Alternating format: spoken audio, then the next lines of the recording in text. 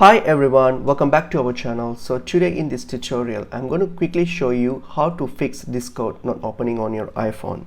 So if you have issue that your Discord is not launching properly or not opening, so here are some tips that you can try in order to fix this. So what you can do, firstly, the most important thing, make sure you have a stable internet connection. So if you go to your control panel and see whether either if you're using a Wi-Fi or your data, so make sure that your internet is it's stable and it's connected, because this is very important for Discord. So make sure that's stable and connected. And apart from that, what you can do, you can simply go to your App Store and search for Discord and see if you have the latest version of Discord.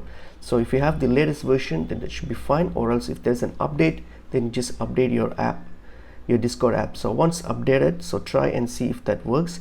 And also what you can do, you can try to refresh, like exit your Discord app and then restart the app, and most probably this should fix your issue. So I hope this video and information is helpful to you all. I will see you all in another video. Thank you.